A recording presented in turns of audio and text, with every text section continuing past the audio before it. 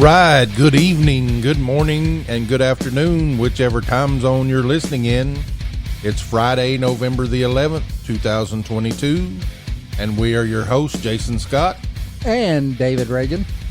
And we want to welcome you to Paranormal 411. Hey, if you're looking to find us, you could do that at paranormal411.org. You could also find us on Facebook, YouTube, and Twitter at Paranormal 411. We're also on all of your favorite podcast platforms. Join us. Join us. Hey, tonight we got a great guest and show lined up for you guys.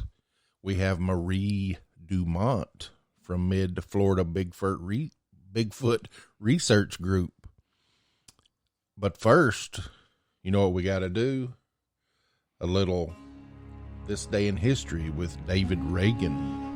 Oh, thank you very much, Jason. Like Jason said, today is November 11th, 2022. On this day in 1918, at 5 a.m., the Allied powers of Germany signed an armistice document in the railway carriage of Ferdinand Foch, the commander of the Allied armies. 6 hours later was the end of World War I. Also on this day in 1966, Gemini 12, the last spacecraft in the Gemini series, and the first to make an automatically controlled re-entry into Earth's atmosphere, was launched.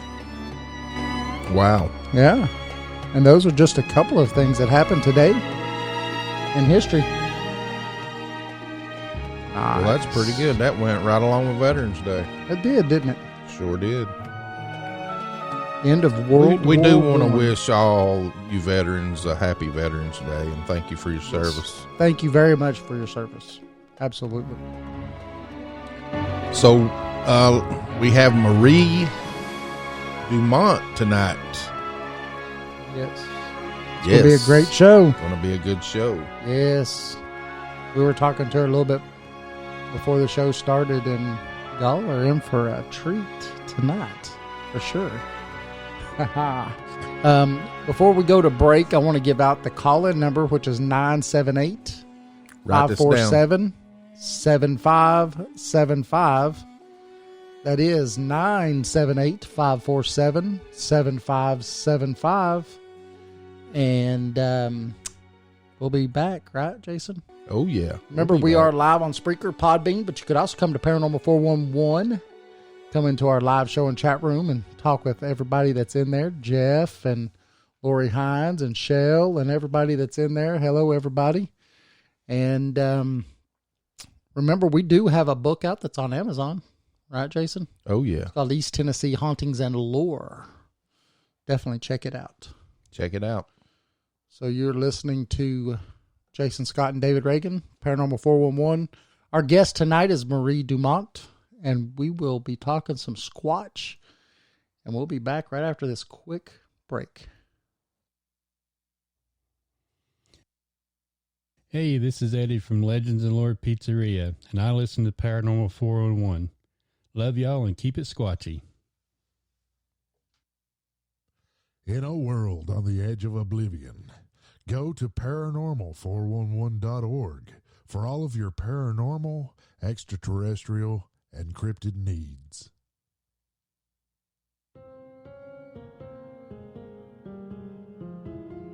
Thanks for listening to the show. You can find us on Facebook and Twitter at Paranormal 411. Join us on the website at paranormal411.org. It's free to sign up and become a member. All of our upcoming shows are on the guest and events page. You can also listen to past shows on the website as well. And if you like the show and want to support us, you can do that by becoming a premium member for only $2 a month. Thanks for listening to Paranormal 411. Join us.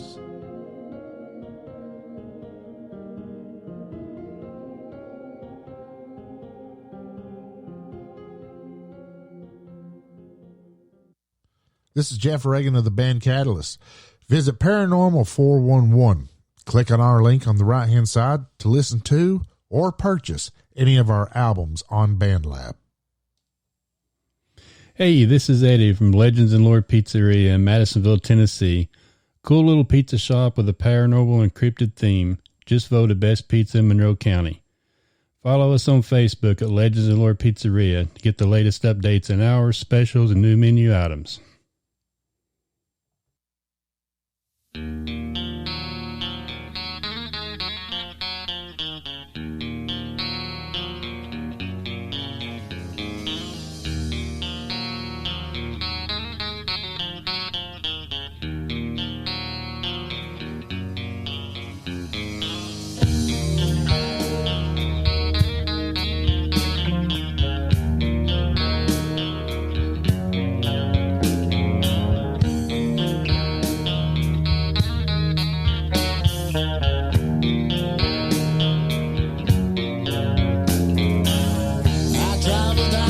Long and winding road, it takes me further from my home. Where it leads me, I may never know. My only purpose is to roam, never knowing what the day may bring. Less traveled is the road I'm on. Maybe one day I will change my ways. Till then they call me vagabond.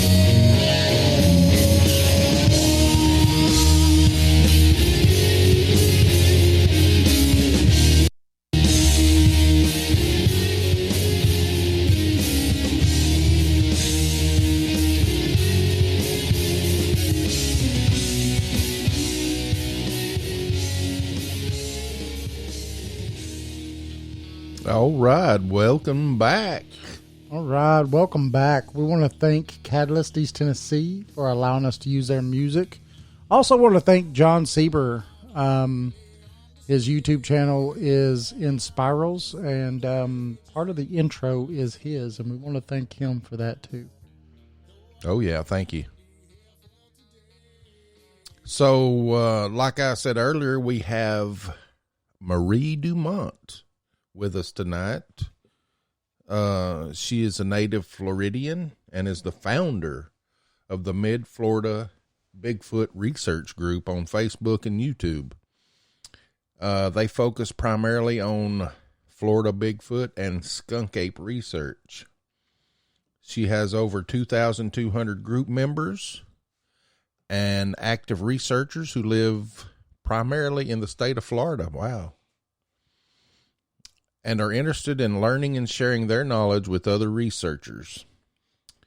Marie is also dedicated, experienced in research, who has been seriously researching Bigfoot and skunk apes in Florida for over 3 years. And she also has been a lead paranormal investigator for over 30 years.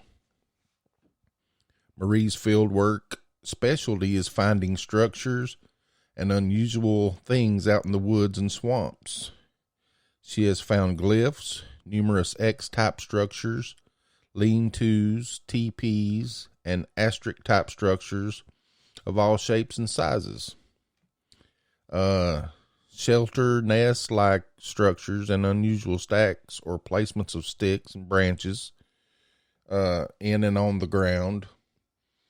She is an artistic and creative person by nature, which allows her to successfully find things out in the woods and swamps that are unusual or look out of place. So we want to bring her on right now. And Marie, are you there? Yes, I am. Ooh, How you doing? that's a pretty Fine. good. How are you? That's a pretty good bio. Yeah, right? All right. You also was a speaker last year at Greater Florida Bigfoot Conference. Yes, sir. I Yes, was a ma'am. featured speaker with Dr. Maria Mayer from Expedition Bigfoot, Oh, yeah. along with Lauren Coleman and Lyle Blackburn. Oh, we like Lyle. So it was quite an honor. So Yeah, we seen you. I guess we met you a couple of years ago up at the Gatlinburg conference. Yes, which is always a great time. That's such a nice conference, and it's huge. is. It's just so much fun. I've gone 2 years in a row now, and it's just a blast. Yeah, the tickets go on sale December December 1st. 1st, 12 noon. December yes. 1st. Yep. noon. Exactly. Yep, we'll be getting us our booth again this year. Good. This will make our 4th year of doing a booth. Yep. Oh, Fourth really? year. Wow. Yeah. I've gone twice, so hopefully I'll get to go again next year, and I'll see you guys there. Yes, definitely. We look forward to when we've seen you there the last couple of years and get to talk to you and stuff. It's been excellent. Oh, yeah. I think, I hung around your table for like an hour or something. Yes. We were just talking about everything. I was Yes. telling you all my crazy stories and stuff. So, Hey, those stories, that's the best part about doing stuff like that is getting to hear all the stories. oh, I bet. Yeah, it's so much fun. I love being out there. I've experienced so many crazy, weird things. It's awesome. So, what got you into Bigfooting? Did you have an experience or just wanted to do it? Well, like you said, I've been a paranormal investigator for over 30 years. It started out with ghost hunting, and then I got into aliens and UFOs, did all that. And then a couple of my friends were really into Bigfoot. And so about 4 years ago, my friends and I went to the Ocala National Forest, looked around, blah, blah, blah. And we did a camp out with some other friends. And so it was the coldest night of the year. And we were having a campfire, and we were just hanging out, talking. And about 1:30 in the morning, we heard a Bigfoot howl, like a vocalization. It was unbelievable. We all just looked at each other like, what? Oh, my God. Because it sounded like what a lot of researchers call like the Ohio Bigfoot call. Yes. It's like the classic traditional, like what James Bobo Fay would do. Yes. Just a nice, long, wonderful howl. It just happened once, 1:30 in the morning. And the direction where it sounded like it came from was over where there's a small lake and a big pond next to each other. And that's the vicinity that it sounded like it came from. And it was like, oh, my God, this is unbelievable. That was the point where I decided, oh, my God, I've got to do this. I got to do the research. I want to be the one to discover, to find them, and skunk apes, to prove the existence that they are here in Florida. Because 99% of the time, people don't think that Florida have any Bigfoots or skunk apes. They just don't. They just think that all the Bigfoots are in the Pacific Northwest, and that's it. Yeah. And that's not true. Yeah. I think we have a pretty good population up here in the national forest, in the Smoky Mountains and all up and through there too. Yeah, definitely. Well, Florida, according to the BFRO, Florida is ranked number 3 for the most reported sightings in the country. Wow. There's me being a truck driver, going through Florida, there's a lot more trees and wetlands and things like that than what a lot of people, I think, really understand that is there, That's exactly right. Everybody just thinks it's Florida. We're nothing but a big beach. Yes. But I think I forgot what the statistic was. I think over half of our state is covered in like forests, parks, swamps, whatever it is. So there's plenty of places for Bigfoots and skunk apes to live and thrive year round. They don't even have to migrate because they're already in a warmer climate, Yes. So, yeah, we're number 3. Number 1 is Washington. Number 2 is California. Florida's number 3 for most reported Bigfoot sightings. Wow. See, I did not know that. Yeah, and that's reported. So there's how many more that have never been reported because people don't want to talk about it? Yeah, I'd say at least 3 to 1 probably, huh? Yeah. Yes. Wow. So, when you was doing, so you started out doing like a lot of people do. Hey, let's go over here and doing all the paranormal stuff. Then you went to the UFO stuff, and then you got into the Bigfoot stuff. Yeah. Out of everything, do you still do any of the other, or do you spend most of your time doing, looking for Sasquatch? No, I still do the other stuff. The majority of my time is with Bigfoot and skunk apes, but ghost hunting, the problem with ghost hunting nowadays is it's very hard to find a location to go explore. Because now all these places want to charge you money, or they don't want you in there anymore, or whatever. So it's getting very hard to find haunted locations. But I still do them if I have the opportunity to. As far as aliens, UFOs, or whatever, I still do sky watches with my friends, looking for UFOs at night, And but the majority of my time is spent looking for Bigfoots and skunk apes here in Florida. I go out every single weekend. My team, wow. Whether we can all go together or only one or two can go on a weekend, that's great. But we are out there every weekend, period. Sometimes more than once.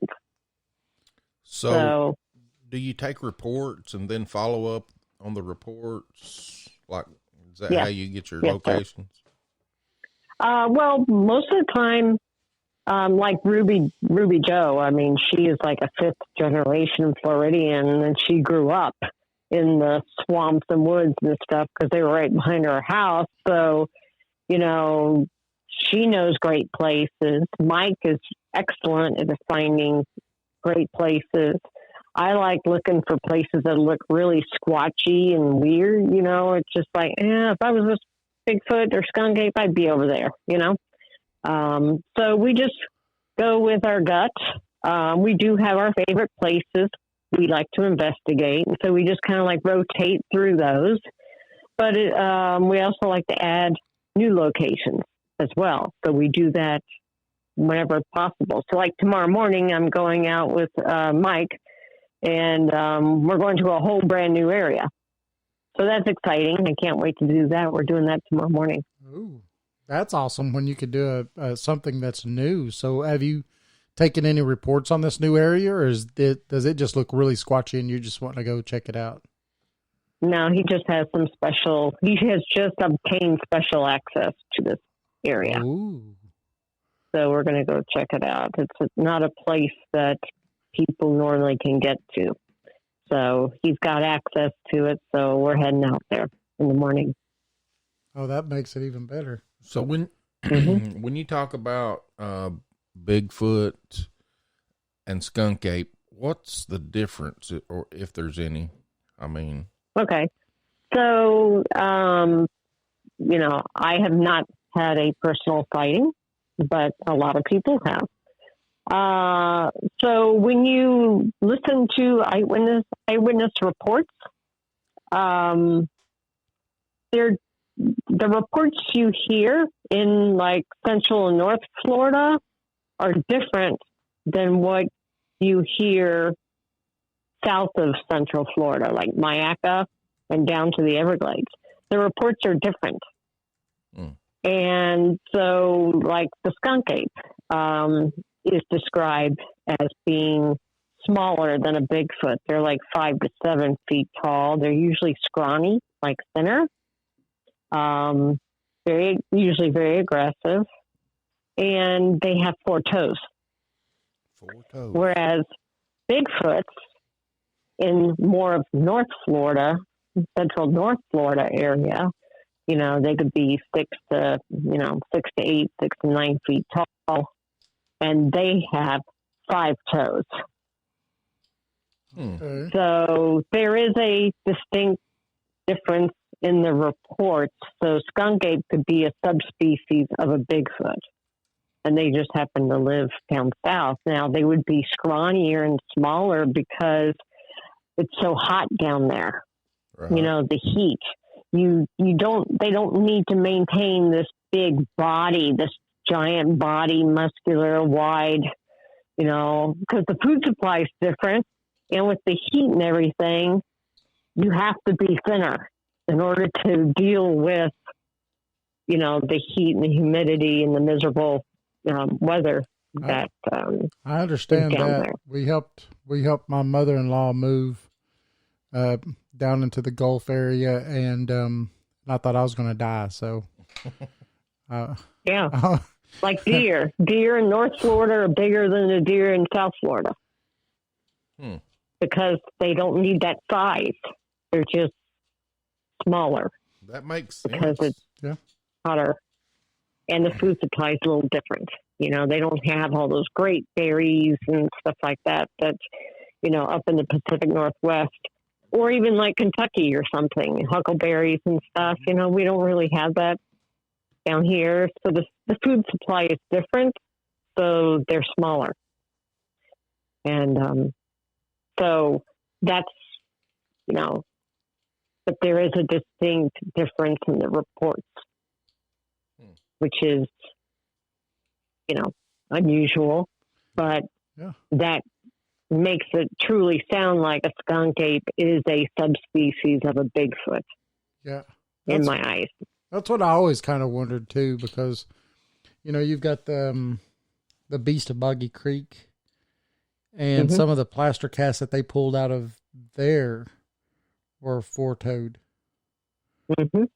plaster casts and stuff. Now, where's Boggy Yeah. Creek? And that's in the Texas, swamp, obviously. The swamp of Texas, yeah.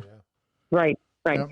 So skunk apes are have been reported in, of course, Florida, Alabama, Texas, Louisiana, and all the swampy areas down there. Okay. Yeah. So that makes sense. Yeah. Exactly what you just said. Exactly. Yeah, that's and then them being a subspecies also kind of answers that question too, you know, because it's like they are different in every way, but still a subspecies of that. So right. Yeah. Right. So what's some of the best evidence that you've actually, you know, encountered? Oh boy. We've gotten so many things. It's hard to,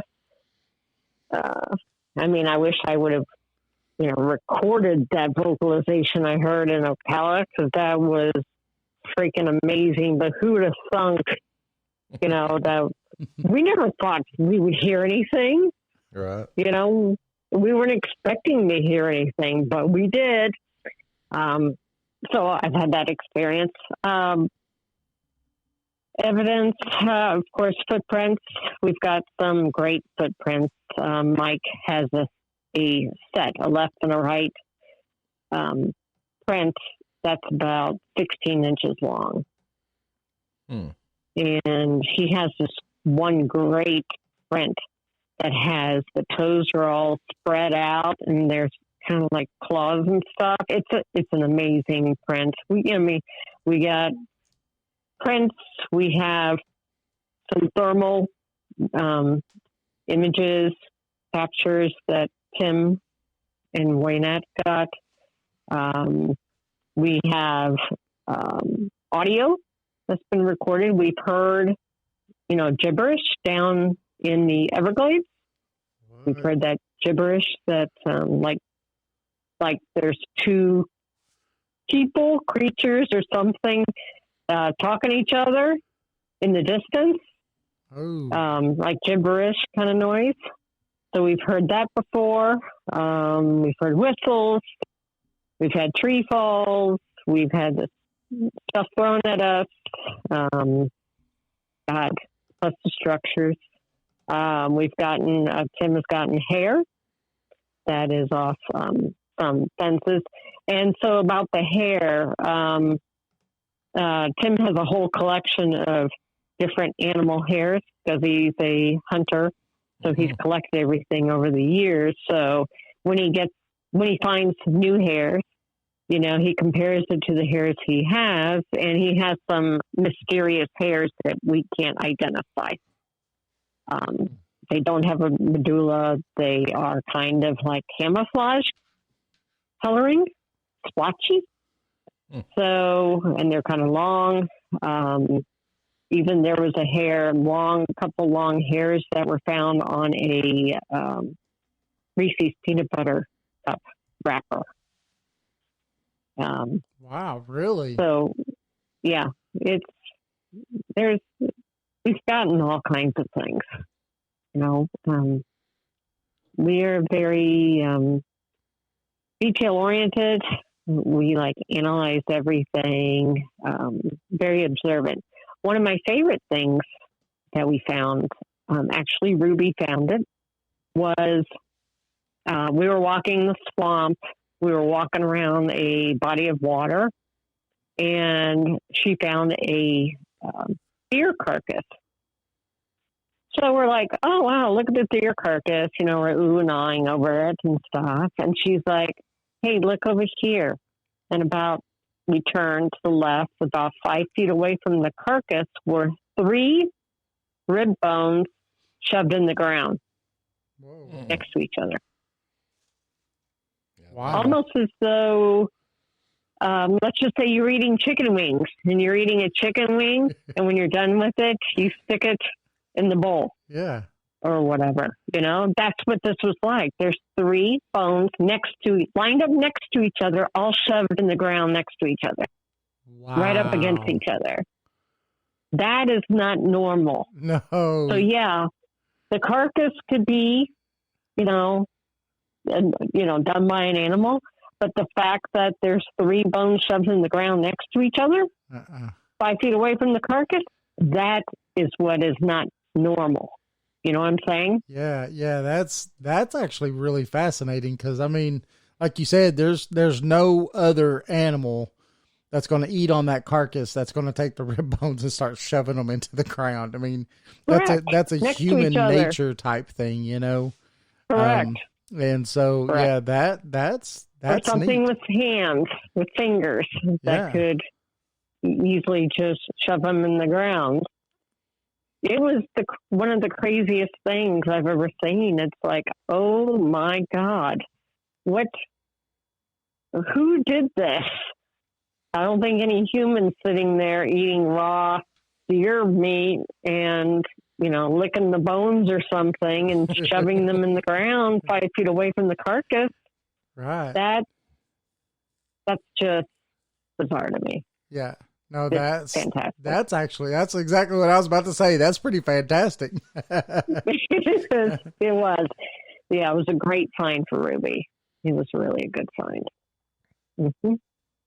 So, back in between April and June, so basically 3 months, in a 3-month time period, I was finding these asterisk structures. And you know what an asterisk looks like? It looks like a star pattern. Mm-hmm. You just like the stick, whatever. Found 5 or 6 of those in different areas. Wow. So that's definitely not natural. That's not natural either. Now, what is the common denominator in all that is all of these areas are connected together. It's like a corridor where a Bigfoot, skunk ape, whatever, can travel from the Green Swamp through Hillsborough County to Morris Bridge and back and forth. They can just travel back and forth without basically being seen. And in this corridor area, the different places that we go to, we found 5 or 6 of these in different locations. Now, these asterisks are like 2 feet off the ground. They're sitting, these branches are arranged in this asterisk star pattern, sitting on top of like a log or sitting or balanced on top of a cypress knee. Wow. We've Wow. got 5 or 6 of those So just in a just sitting there 3-month time period. balanced.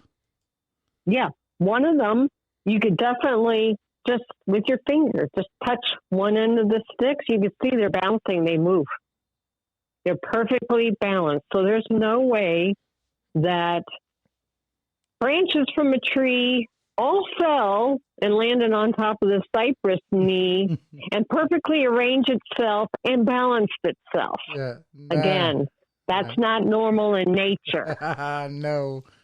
That's actually cool. Do y'all have pictures of these up on like your website or anything? Yes.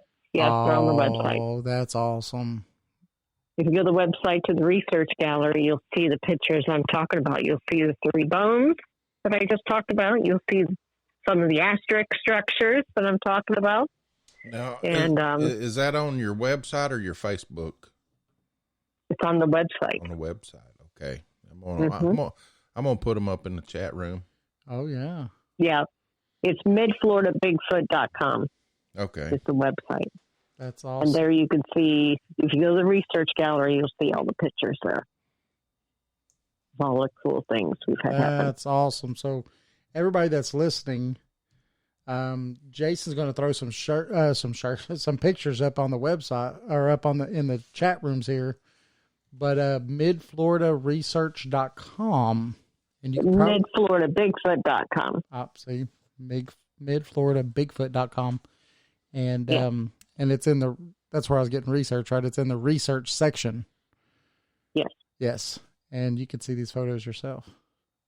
Yeah.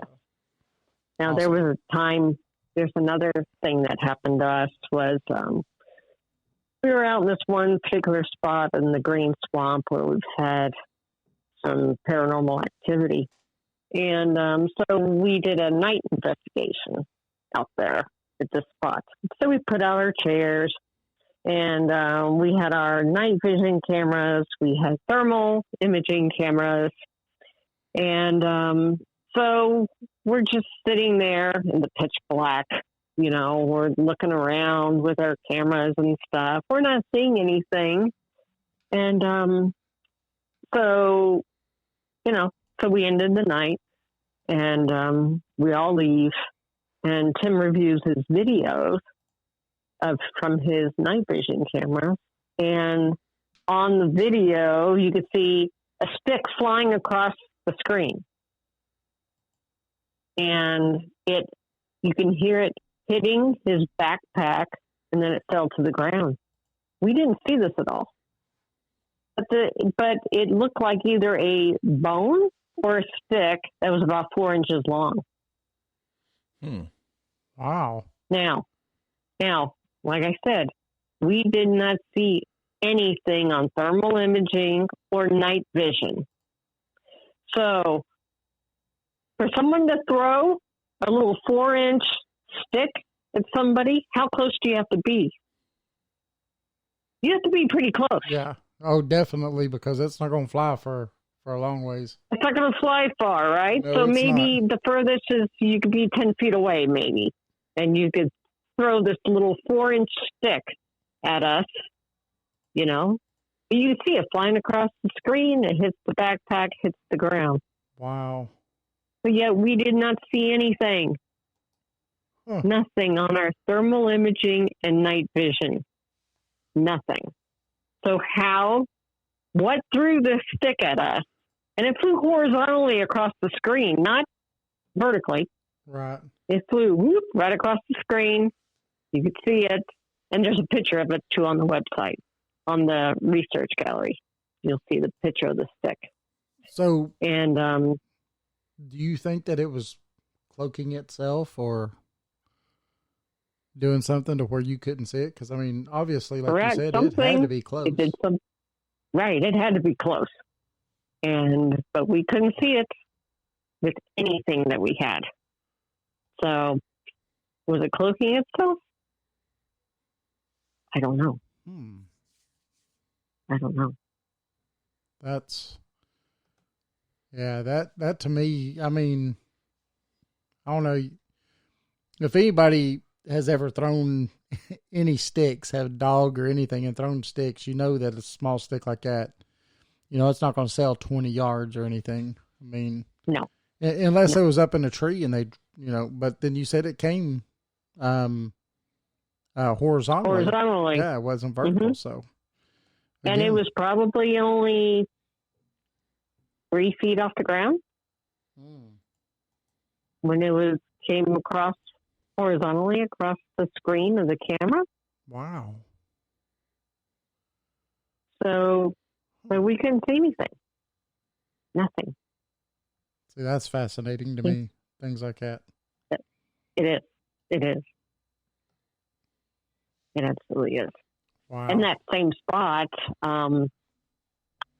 we've also experienced during the daytime, exactly where we were sitting on that night investigation.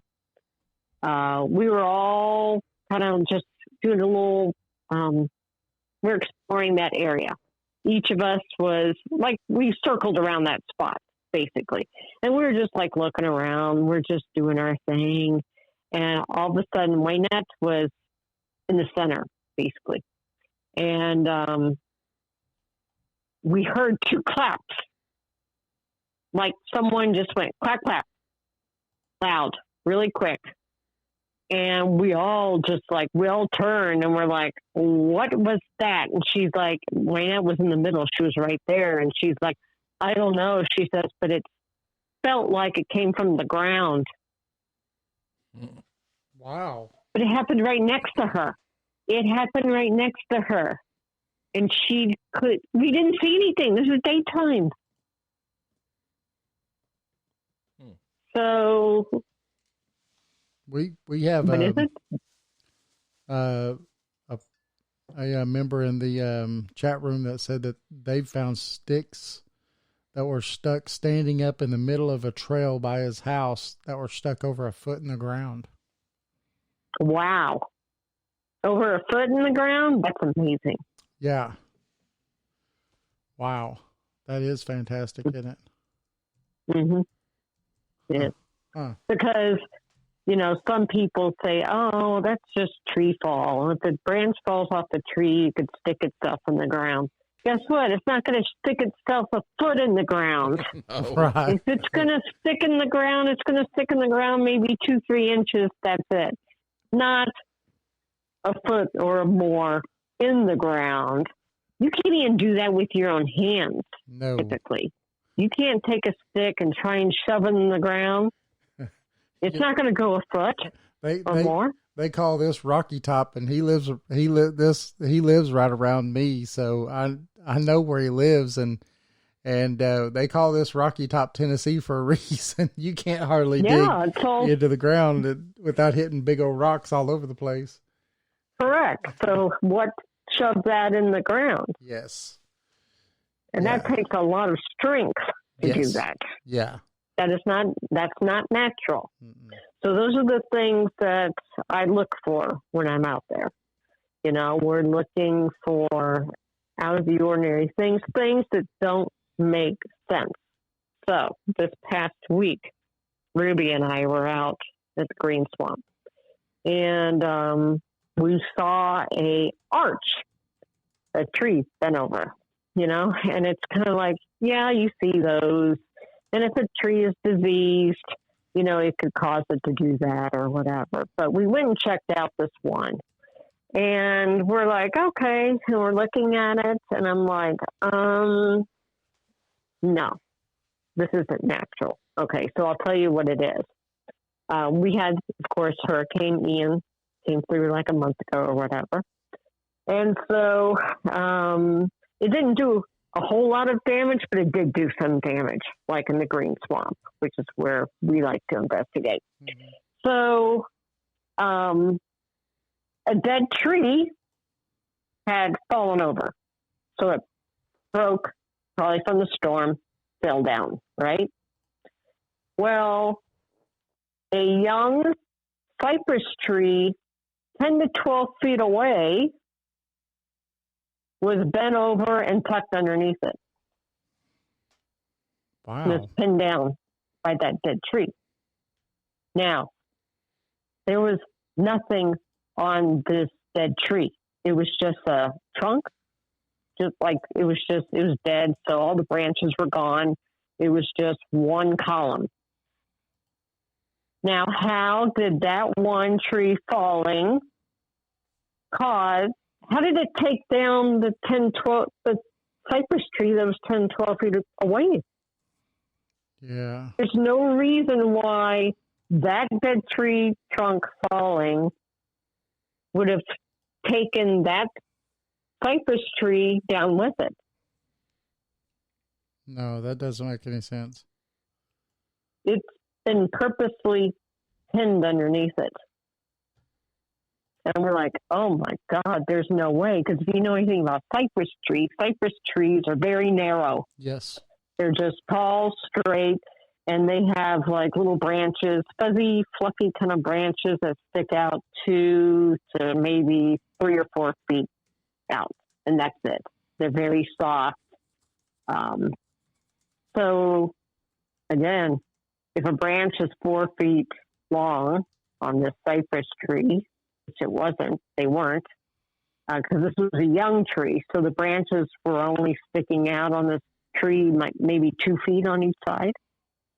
So again, how did this cypress tree 10, 12 feet away get pinned down, pulled under this dead tree trunk that fell? So again, that's not normal. No.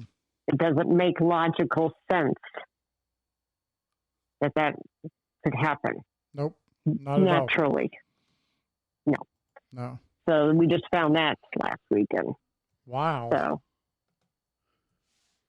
yeah, it's a challenge to investigate in Florida. You know, out in the Pacific Northwest or like Minnesota, you know, people find these magnificent structures, these teepees, you know, these big, large sticks or small trees. They make these elaborate structures that are very obvious if you can get to the area. Yeah. Whereas down here, they are not obvious, because the building materials are different. We don't have big, nice, hard trees like they have over there. Our trees are brittle.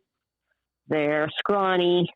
They're, the only big tree is basically a grandfather oak, an oak tree that's like a couple 100 years old or something. But everything else is too scrawny, too brittle. So you're not going to find those giant teepee structures or lean-tos or whatever that you would find in the Pacific Northwest. Yeah, you may find something that looks like a lean-to, but it's made out of palm fronds. Or I have found a little teepee structure that was basically 1 foot high. Wow. Like 1.5 feet high. That was in Mayaca State Park, which is another hot spot for skunk ape. Yeah, I found a teepee structure 1.5 feet tall. Wow. What do you think that was might be used for? The same thing that a large one would be used for. But in Mayaca, you don't have the building materials. Mm-hmm. Everything out there is typically palmetto palms and scrawny little oak trees where you would get little sticks. So it created it based upon the building materials it had available to it. Does that make sense? So if a teepee structure in the Pacific Northwest, if whatever it means. So you think that it has a meaning, it's not an actual structure that they live in, it just has some kind of a meaning like this is my land or whatever it is. Yeah, right, because some teepee structures may not be big enough. And we don't know what these structures mean. Right. We don't know what the structures mean, the teepees, the lean-tos. We don't know. Just asterisks. I think a lot of them are markers. they mean something.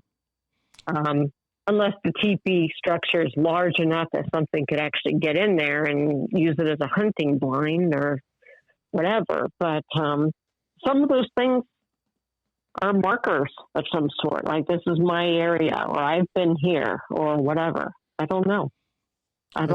But explain that.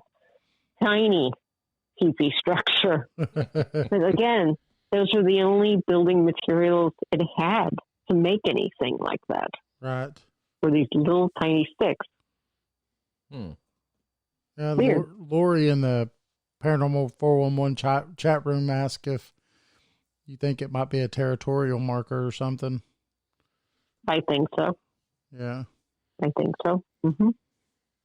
Yeah, and I think that's what even the asterisks are some kind of, this is my area,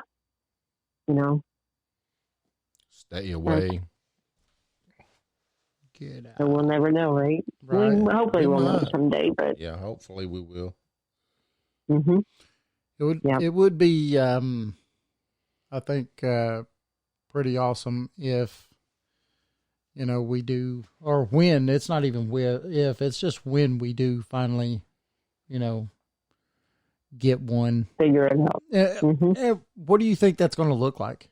Do you think it's going to be a body? Do you think, because I know that you guys are a no-kill, but do you think that that's what's going to end up having to happen, is to at least find a body or something for science to say, okay, yes, it's here, and then look at it?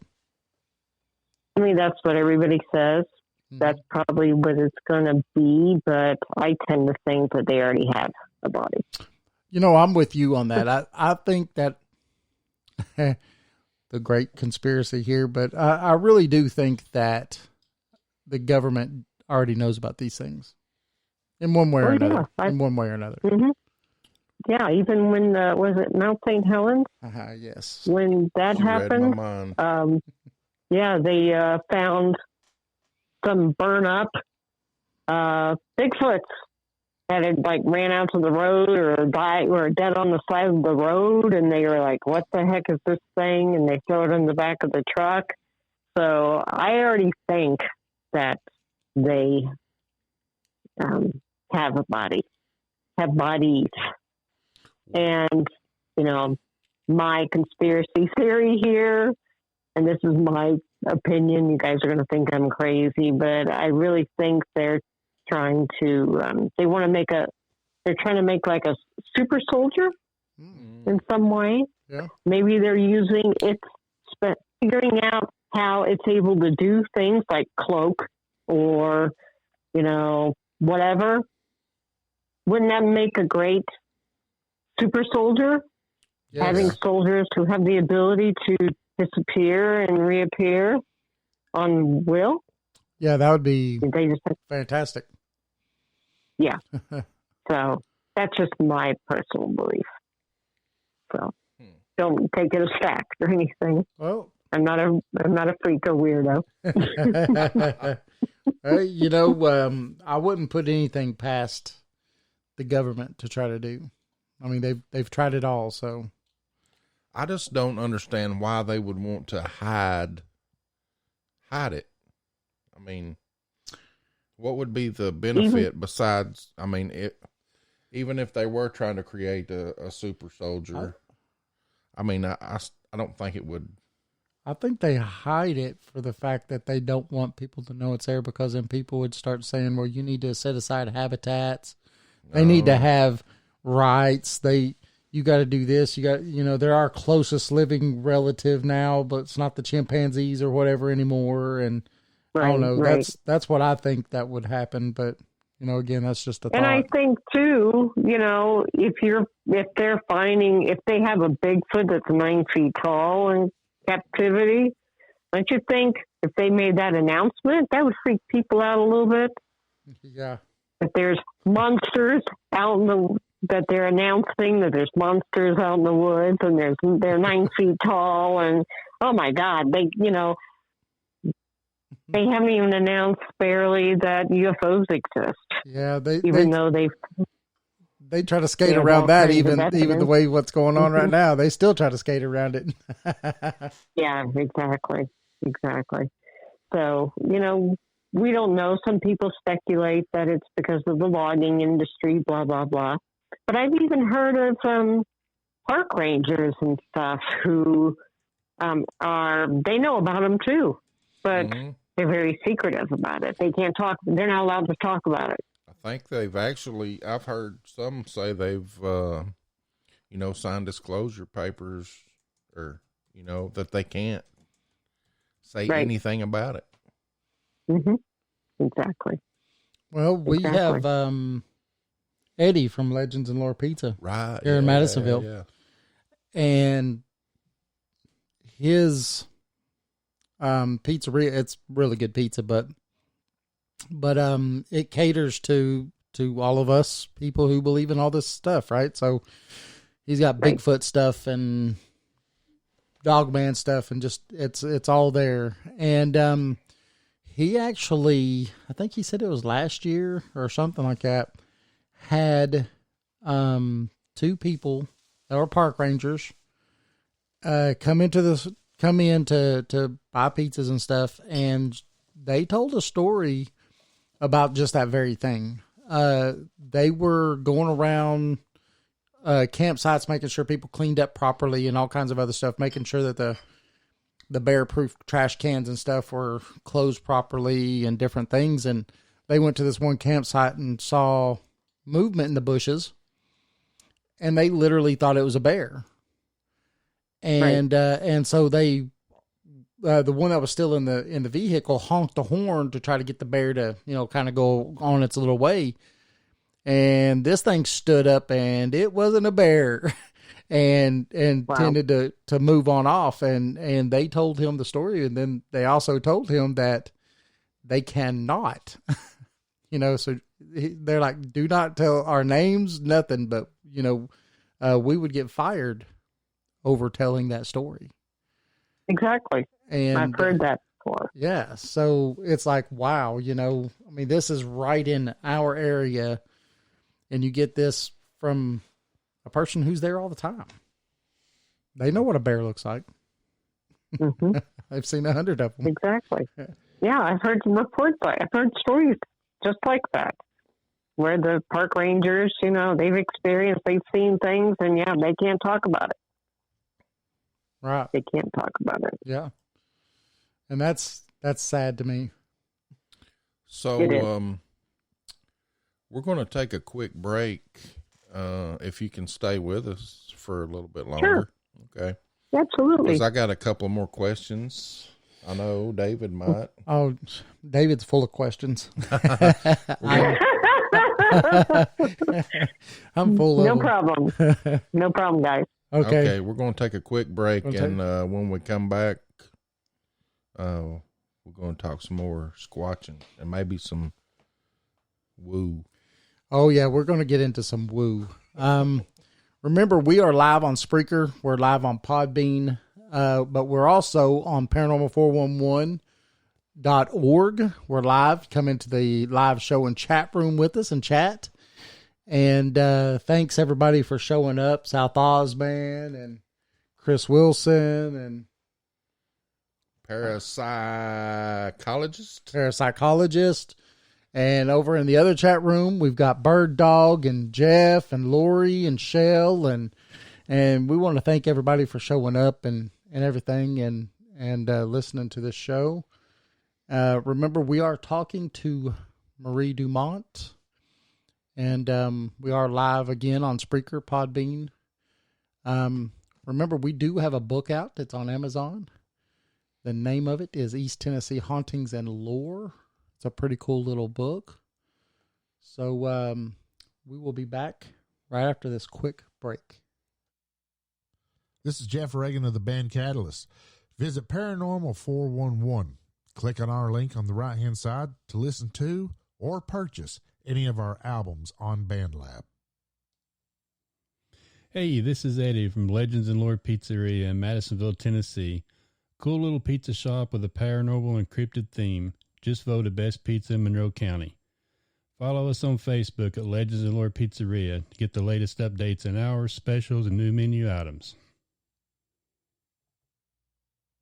In a world on the edge of oblivion, go to paranormal411.org for all of your paranormal, extraterrestrial, and cryptid needs. Hey, this is Eddie from Legends and Lord Pizzeria, and I listen to Paranormal 411. Love y'all and keep it squatchy.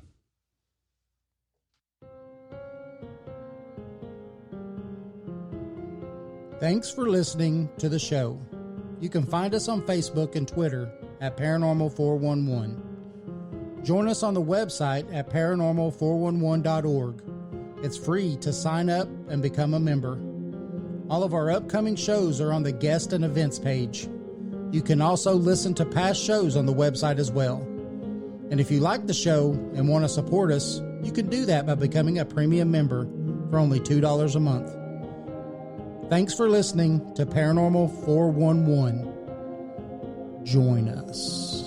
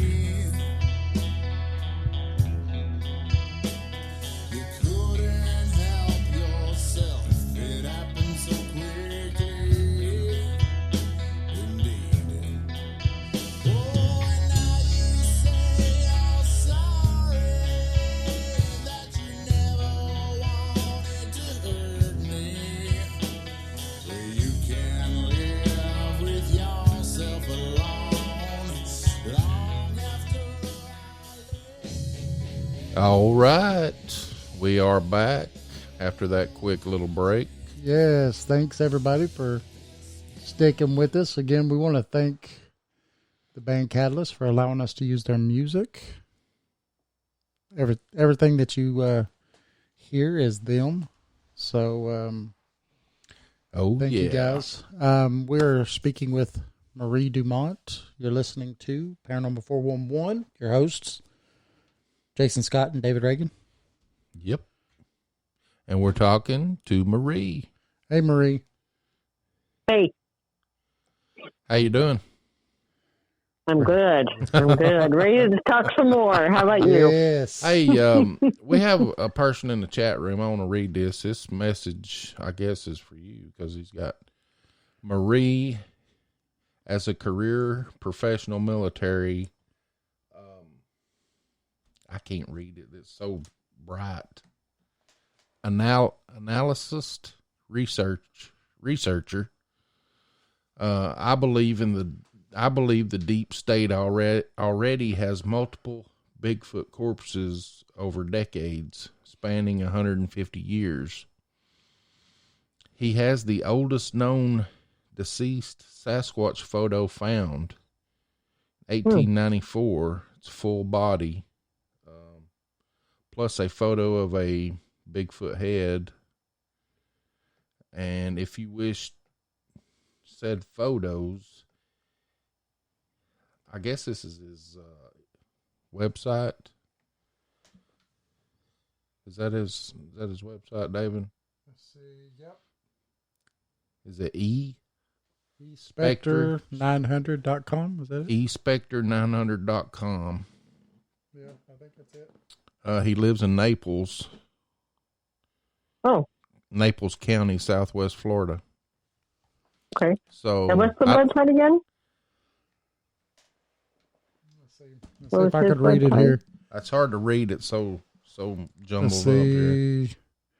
We've got everything so small. Let's see. It's on Spectre. That's it. It's now Now I've lost it, Jason. Hold on. Gonna have to highlight Spectre990.com. Is that what it is? Yep. Spectre990.com. That might be his email. You can get a hold of him from there. But he just texted us back.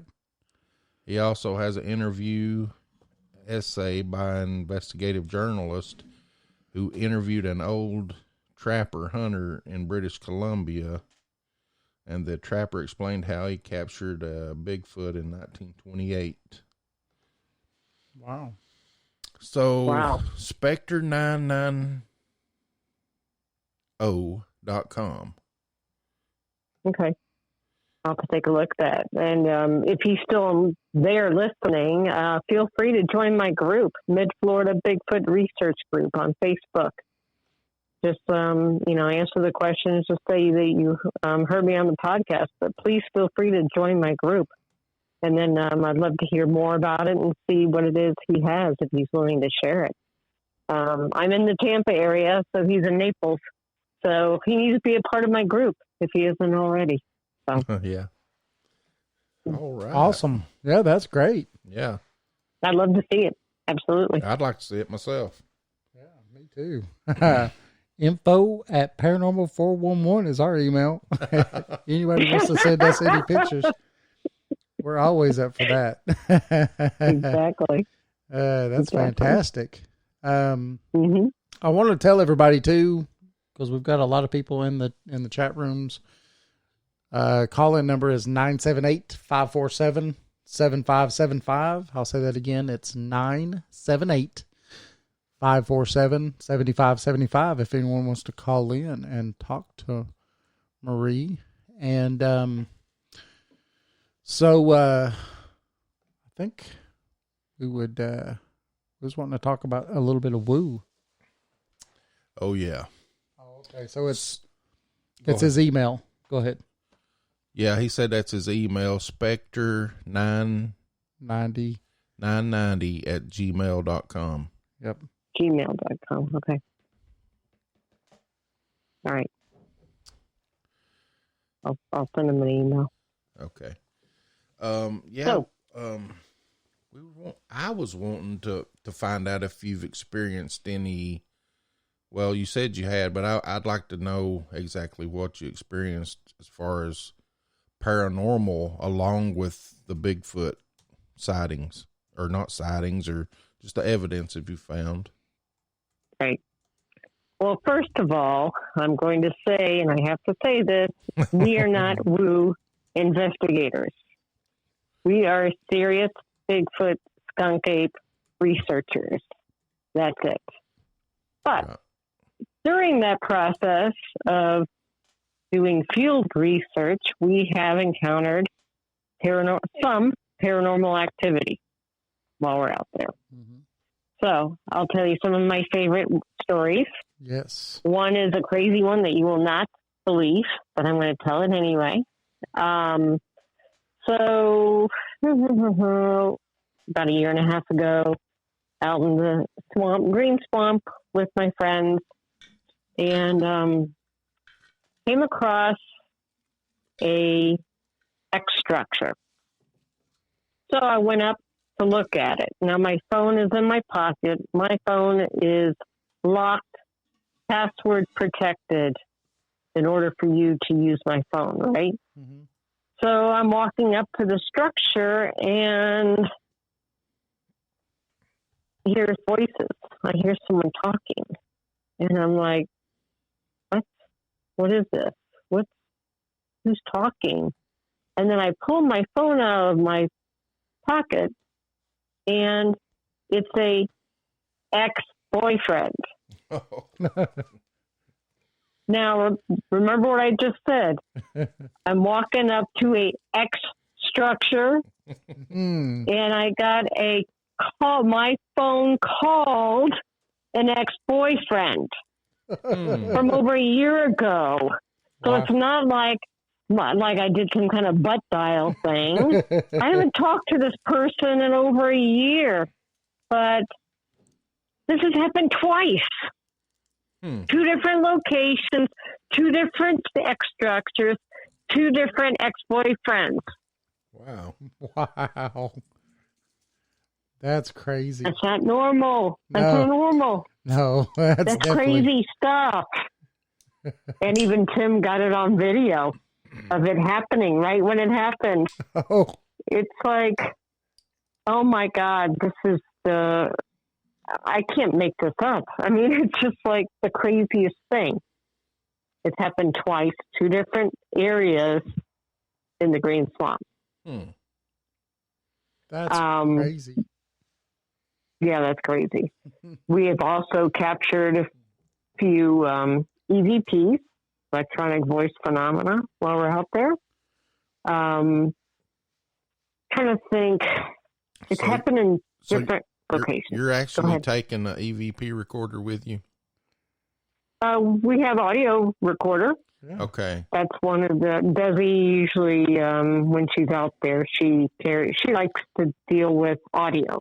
So she carries an audio recorder. I think if researchers started using some of this equipment that the ghost hunters are using, they might find something. Oh yeah. And whether we get it on audio recorder or sometimes it ends up being captured on film. Right. Like, when Tim is using his normal, GoPro or whatever, you'll hear things.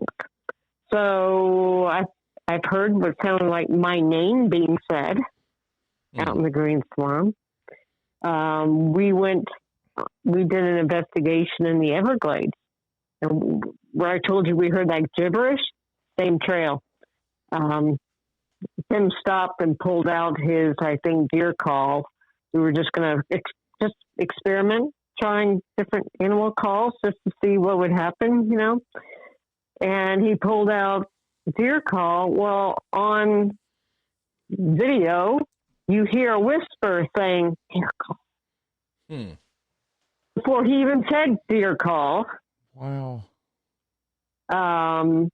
That happened to me once when I was doing a little film of a structure on my phone. And I was just doing a quick little 1-minute video of something I found, and I'm talking about it. And I was kind of like lost for words for a couple of seconds. I was trying to think of the word structure, right?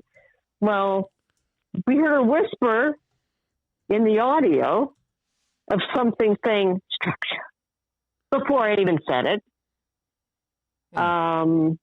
Like I said, I've heard my name out there. We've just heard different things. We also picked up something. We couldn't make out what it said. It almost sounded very Native American, like a Native American word was being said. So it doesn't happen all the time. We probably have gotten EVPs probably about 6 or 8 times while we're out there. I told you about the clap, the weird clapping noise that happened when, nothing was around us. The flying stick. What else? It's just, there's weird stuff that happens out there. I have not seen the orbs that some people say they see out there in the woods at night. Usually a blue colored orb. I've not seen that yet. I'm hoping I will someday. Just, equipment, shutting down. Tim carries a tri-field meter, and he has it set on RF, which is radio frequency. Mm-hmm. And in the area where we've had the paranormal activity in the Green Swamp, the meter just goes crazy. Especially when we walk up to a structure is when it goes crazy the most. Where the readings, the meter's just reaching peak, one of the weird things was, we have our phone shut off so that it doesn't affect the meter at all. We have it set on airplane mode or whatever. And we get these weird readings. The highest reading that we ever got, and this is even crazier, is when we were talking amongst ourselves about the Great Florida Bigfoot Conference. That's when it peaked the most. Wow. So crazy. Do you think that that it's the Bigfoot that is making this equipment go off like that? I don't know. Sometimes yes, sometimes no. I really don't know, but it's just kind of a coincidence that the meter goes crazy when you're walking up to a structure. Like I found a new X last year, and it's in the same area, but I noticed the new X was there. So we walked up to the X structure and put the meter right next to it. It was going crazy. The readings were going off the charts. Wow. You walk away from it, it stops. You walk to it, it goes crazy. Wow. You can't explain this. No. Mike has been, yeah. Go ahead. Can't explain it. I'm just glad somebody's using meters and stuff, because I think that's going to be the key to finding something out. For me, of course, I believe different. It's all evidence to me. Yeah. Right. Yeah, it's all evidence to me. Some people would dismiss it because it's considered woo. Right. But it's evidence. It's the facts. As researchers, you need to be disclosing, taking everything into account, no matter how weird or crazy Yes. it is. You got to take it all into account, because if you don't, you'll never solve the puzzle. Right. Well, and that's you're just leaving out the facts. You're directing the outcome, basically. well, and then if you're doing you're that. also choosing what you're going to take in as evidence and what you're not.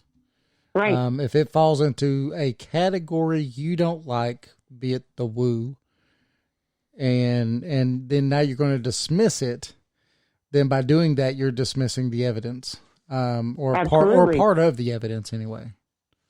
Correct. Correct. You're directing the outcome. Exactly. Absolutely. Yeah. I think Can't explain it. Yeah. I think recently, though, that the people that were against it are kind of coming around to saying, hey, maybe there's something there. I don't Even know. I don't know. Even on Expedition Bigfoot, they're encountering paranormal stuff. I think that they're more up for it. Even, during that show, you saw Maria a couple times that she was forced, and it wasn't because of anything, but that she was there and she saw it firsthand, right? That she was forced to have to say, okay, there's something going on. And that kind of happened this year at the Bigfoot conference, if you remember, where they were talking, and And then you had Dr. Meldrum was like, what are you talking about? Because he's a flesh and blood only type guy. No woo stuff anyway. How's that? No woo, Right. flesh Right. and blood. And because they was talking about the time where in the show where they were filming and then this shadow just walked across, but there was nothing there.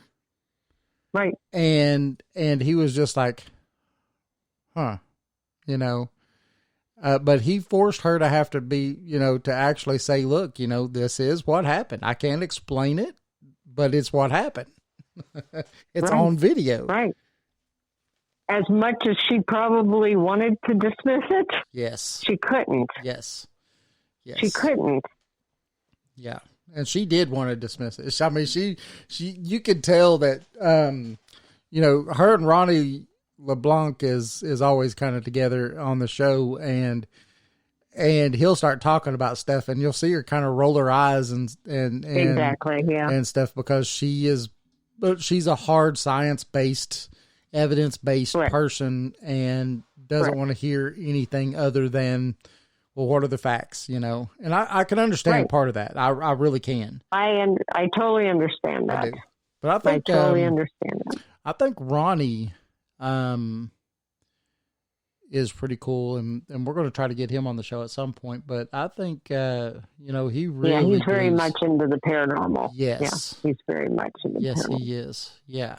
Mhm. And he's going to be at the Great Florida Bigfoot Conference in April. Really? So I'll see him again. And Dr. Meldrum. I think Ronnie's a really nice guy too. Yeah. I mean, we made him up Yeah. there at the Gatlinburg convention or conference, and he seemed really. He was down to earth. He was a really nice guy. Yeah, Yeah, they're all very nice. they were. They're all very nice. Maria and her Yeah, but husband he's were very really much nice. Yeah. Oh yeah. Love Maria. Yeah. And Her husband and sat there and talked to us Russell. for about 5 minutes or 10 minutes. yeah, Russell Accord. Yes. Wonderful. Yes. Love them all. Yeah. He was a Great good guy people. too. We walked up Oh, there. We had hilarious. on our Paranormal 411 shirts, and he's like, "You two guys look like you're up to no good." Yeah, exactly. Get away from me. I told him, I Of said, course we are. I told him, I said, you look a little healthier now that you're not in the show. Oh, I don't know how he does it. By the way, I got to carry Russell's backpack. So is it heavy? It's 92 pounds. I seen that. I seen you do that, or I seen the pictures. I did it at Phenomenon in Utah. I tried to do it in Tennessee, and he was like, put your hand down, you're going to fall over. And I'm like, I can do this. Well, I went to Utah, to Phenomenon, and was there, and I'm raising my hand, we're trying to volunteer. He calls me Florida. Okay, Florida, come on up. And I'm like, oh crap, I didn't take my Advil. I was like, oh God, it's really going to happen. And when I first started, I'm like, oh my God, I am going to fall over. I am going to kill myself here. If I slightly trip on the carpet, I'm going down. But I figured out how to balance myself and walk, because you have to walk all the way around the room with his backpack on. And I think I'm only like one of two women who've actually been able to do it. And I was like, please don't fall, because he will razz me forever if I fall. But I didn't. I made it all the way around. So it was good. That's Yeah, I awesome. seen the pictures of it, I think. Yeah. Well, I seen you carrying the backpack. I don't know if it was that time or a different time. Yeah, that would have been the time in Utah. Mm-hmm. Yeah. I think it's on my YouTube channel, too. Yeah. I have a little video of me carrying it. Maybe me and David can get away and come to the Florida conference and just walk around. Yeah, it's going to be in Ocala, Florida. So it's going to be a little further north than usually. Usually it's, in the past 2 years, it's been in Lakeland, which is where I go. That's where the green swamp is. That's center of the state. They're moving it a little further north to Ocala. Okay. So it would be easier for you guys to get to. Yeah. Heck, we might And have to do that. it's a good conference. It's a good conference. Yeah. Totally fun. And me and my team will have a table there on Researchers Row. So you can come meet us, talk to us, see our cast, some of the evidence stuff that we have. So we'll be there. I'll be there. We'll have to try to see about doing that, Jason. That'd be fun. Yeah. I mean, even if it's just the day. Yeah, we could. Yeah, it's just a one-day. It's just a one-day event, and if you can just drive down, that'd be great. Love to see you guys again. Yeah, that'd be awesome. We might have to look into that, Jason, for sure. If you think about it, if you can maybe send that to us or something. Yeah, in an email or something. I'll be glad to share it to you. Yeah, thank you. Because that'd be cool. We can make plans. Making them now is easier than making them last minute. That's for sure. Exactly.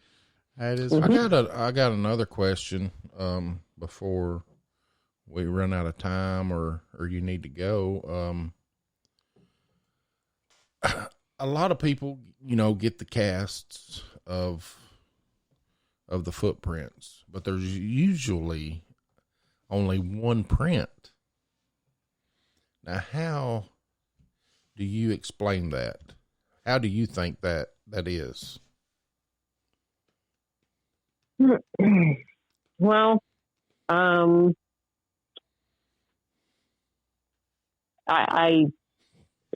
seriously don't know. That happened a few months ago. I was out in one of my favorite areas in the corridor where I found the asterisks and stuff like that. And it's a very muddy spot right next to the river. Lots of cypress knee, so you have to, be careful. Every step you take, you're stepping on a cypress knee. You're hoping to God you're not going to trip and fall and impale yourself out there. So I was out there with Ruby, and there was a tree that had fallen over where the roots, were taken with it. So there was a smooth part of the ground where the roots were, where the root ball was. Yeah. And so I went to check that out, and there was a big print, one print. And the print it's the largest one I have ever found. I think it was 14 inches long and 6 inches wide. Wow. But there was only one. Yeah, I just don't Not sure why, because all of the rest of the ground was a little bit harder, but right where that root ball was, it was softer. So there was a print there. I can't explain it. I'll give you an example. What I found 2 weeks ago in another spot of the Green Swamp, I was by myself. I'm walking down a game trail because there's all kinds of animal prints. There's all kinds of where you see the deer have been moving through there, whatever. I found one large canine print. The canine print was about 4 inches long and 3 inches wide. Wow. That's pretty big for a canine in Florida. I don't think somebody is walking their dog out in the middle of the swamp or whatever. There's no other, human prints, no nothing. If it is a coyote, it's a very large coyote. Mm-hmm. I'm thinking it'd be a red wolf because there's been past reports of where they've released some red wolves to try to control probably the hog population or whatever. And so that may be what that was. But that animal has 4 legs, right? 4 feet. I found one print. Wow. So you found? How do you find just one print I don't know. That's weird. of that? Maybe it was But Dog Man. Yeah, exactly. That's the first thing I thought of when I saw it. I'm like, people are going to say this is good Dog Man, but chances are it's a coyote or a red wolf, but still one. But maybe the ground in that exact spot was much softer than the rest of the dirt around there. So that's probably why I only found one print. But, so the same would apply for a Bigfoot, even though they're big, or skunk ape, they're big, heavy. A lot of our ground is hard. It's kind of like a crushed up shell. Or it has some kind of limestone to it, so the ground is hard. You can drive on it, no problem. So most of the time you don't see prints. Now, team members Desi and Troy, a few months ago, I think around June or July, they were doing a nighttime investigation by themselves, and they were hearing whistles, they were hearing noises in the bushes and stuff. And they had like a green flashlight, and they were just walking, and they found prints. The prints were 6.5 inches long, but they found 19 of them. Wow. Now, what's interesting about that, just think about, you can measure your foot and divide it by 2, and it's just about equals your height. So, like, my feet are like 10 inches long. So if you divide it by 2, I'm like 5'3". So that's equals about the same. So a 6.5 inch print is probably a creature individual that is over 3 feet tall. So it'd be a juvenile, right? A baby. Yeah. Bigfoot. But the stride was over 3 feet long. That's crazy. They found 19 of them. Where it had started walking down the path, and it looked like it immediately turned around and started to come back the other way. The only way they found it was because they had the green flashlight. I don't know if you've ever used a green flashlight, but it helps to accentuate prints. Okay. But as the sun was starting to come up, the prints started fading away because the sun, there was too much light. So you couldn't see them anymore. But they could easily see them when it was dark with the green light. So they spent, a lot of time taking measurements, the stride, the depth of the print.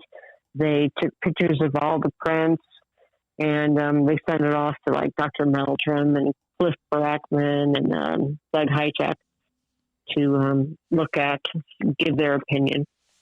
But, those are 6.5 inch long prints. Wow. But there was 19 of them.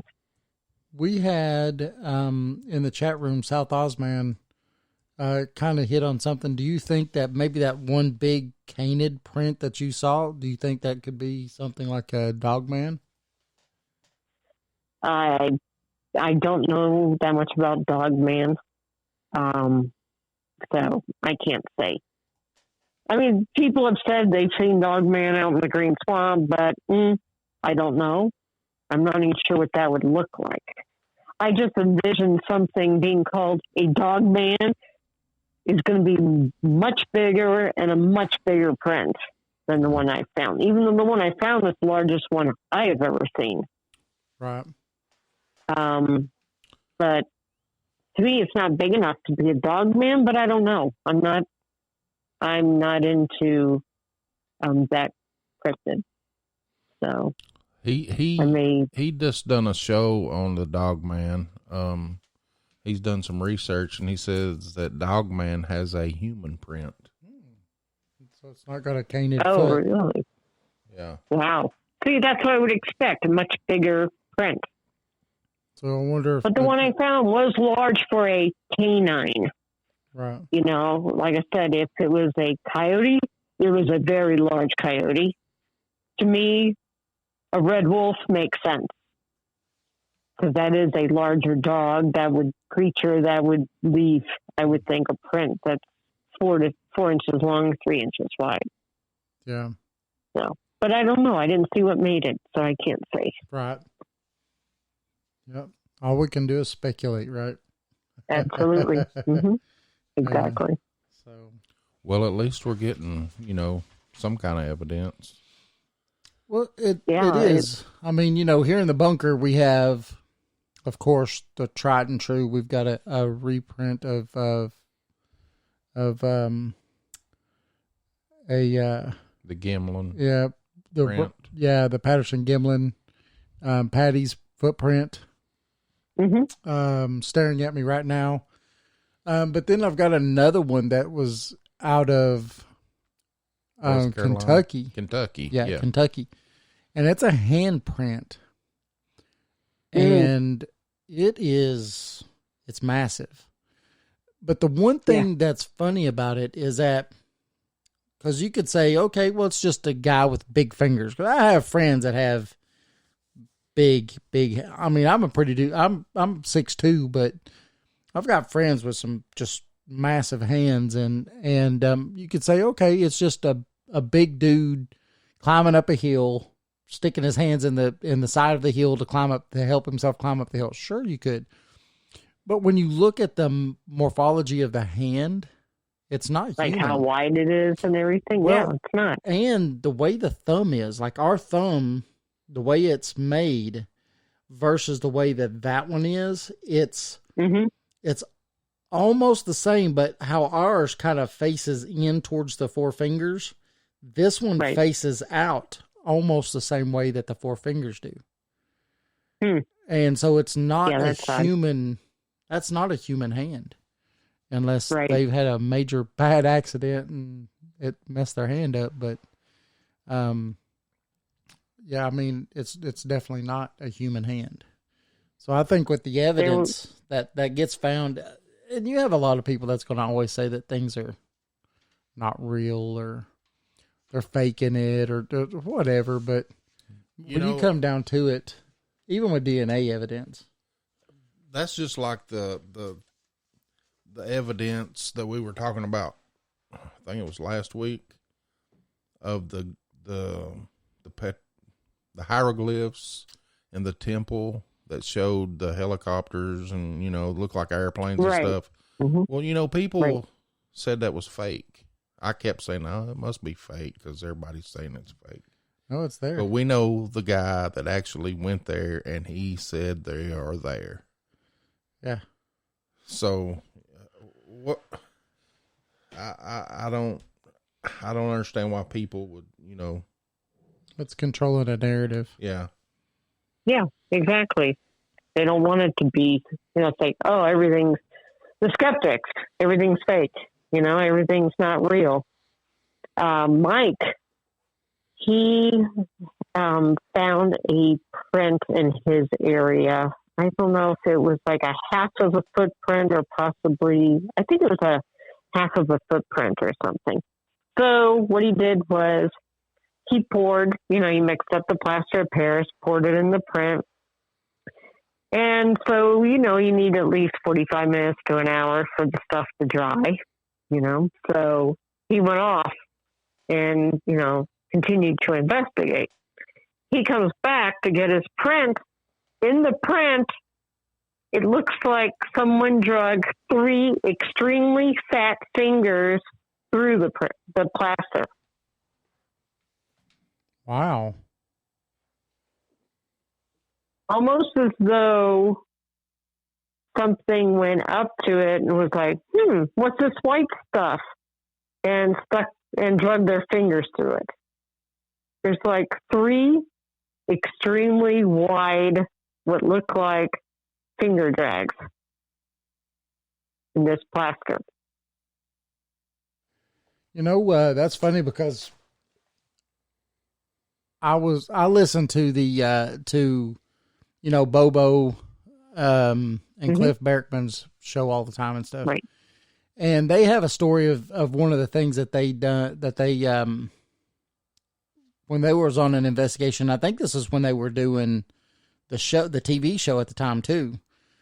And they talked about having a peanut butter jar with peanut butter in it. And they leave the lid on it because only something with fingers are going to be able to undo the lid. Something undid the lid, stuck its fingers in the jar, pulled its fingers out, and they made a mold because that's all they did is at one time. And they made a mold of those fingerprints inside the peanut butter. Where something had stuck its two of its fingers in to taste it and stuff. Right. But then, if I'm not mistaken, they said that it put the lid back on it. Right, I think so too. Yeah, that makes perfect sense. It's crazy. Yes, it's crazy. But I wish, he would have been able to capture that on film. But he was by himself. He just poured the plaster. He's like, "Well, I gotta wait 45 minutes. I'm gonna go wander off." And he comes back, and there were like 2 prints, also 2 new prints, large prints, right where the plaster was. And, with toes and everything. And he's like, "What the heck? What happened while I was gone?" So it's just crazy stuff. Yeah. I always tell people, get out in the woods. Yes. Go in the swamps. There's some crazy stuff out there. Weird stuff. It's awesome. Love every moment of it. Yeah, that's I don't know. I mean, and see what y'all do when you go in the woods and you are looking for this stuff and everything. You're trying to find what a lot of people and some scientists are saying that doesn't even exist. But then you find evidence of it. Like that right there. I mean, that's evidence of something. Right. Like, I think there's a cast, I know, Expedition Bigfoot Museum in Georgia. They have a butt cast. Oh. Have you heard of that one? No. There was a butt print, I guess, of it from a alleged Bigfoot that they casted. Somebody casted. Yeah, a butt print. Crazy. Crazy stuff. I'm like, wow, I don't think I would have seen that and thought, oh, that looks like a butt crack. It's right. It's so that Bigfoot it's so probably odd. That's something I would not have expected to see out there, nor what I thought it would be a butt crack, a whole butt print, but they do have a cast of a butt print. He probably sat down there on the ground and said, "Here's you something to look at. Look at this." Oh, exactly. That's exactly right. Yeah, you want a footprint? I'll give you a footprint. That's funny. Yeah, so, we just love every moment of it. And we totally enjoy it.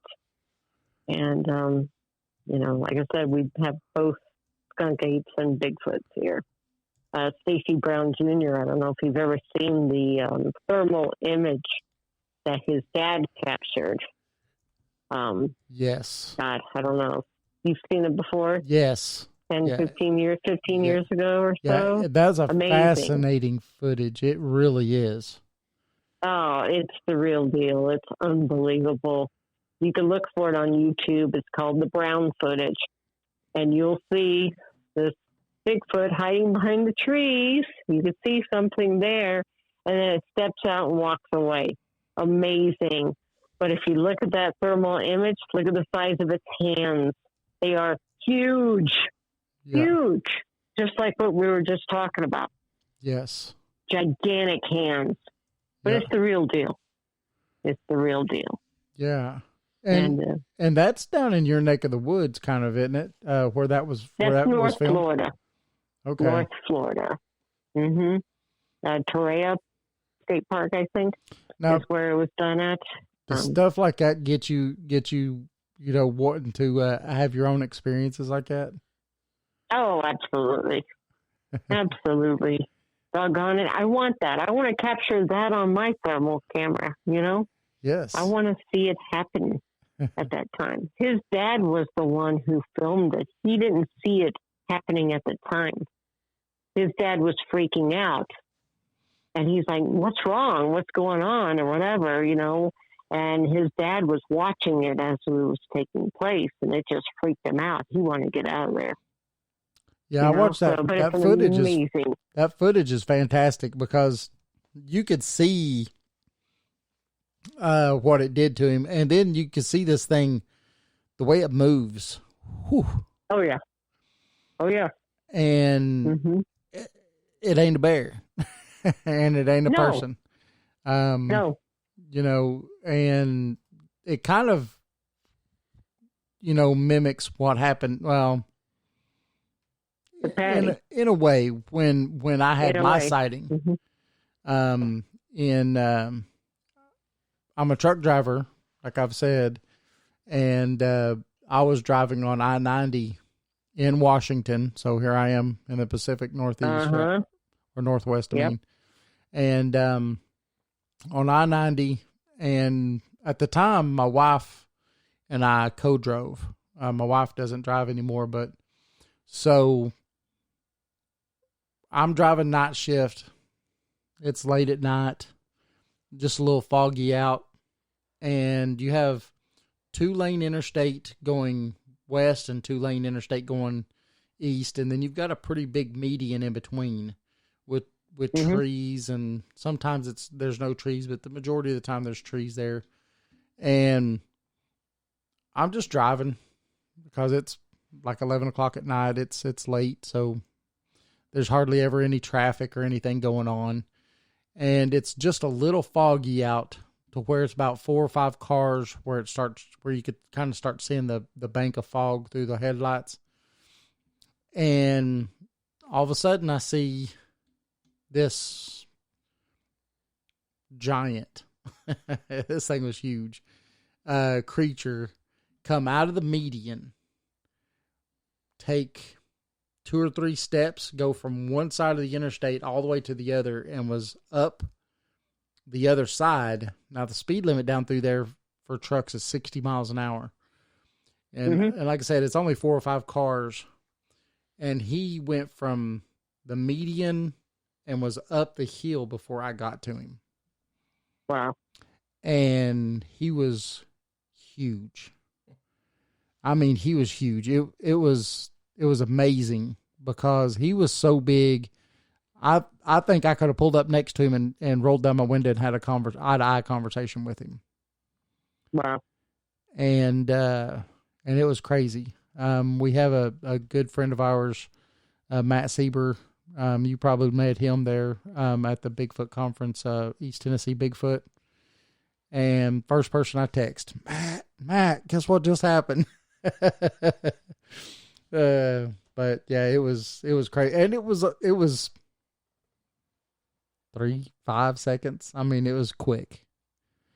Did it look like it was gliding versus like bobbing, like taking, like a human, if they're walking, their heads are popping up and down? Yeah. A lot of the time people say that Bigfoot seems to glide. Yeah. Just kind of like. And the distance between the steps was enormous because he went from the side of the road across 2 lanes of interstate, a hard shoulder, and back up the other side in about 3 strides.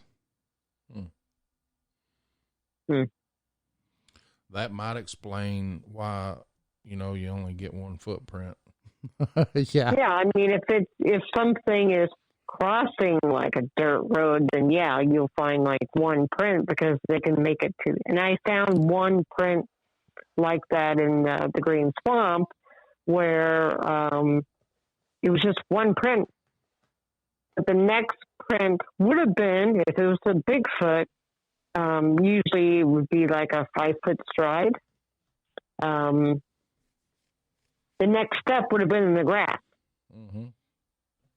So, yeah, it makes sense that there's only one print because of the size, of their step that they're taking.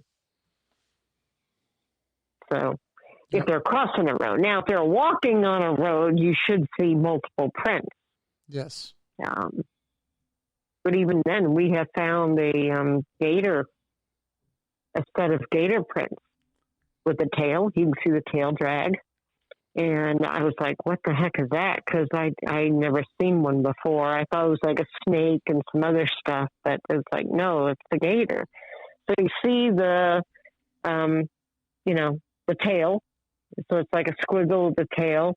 You can see its feet, but it just ends in the sand.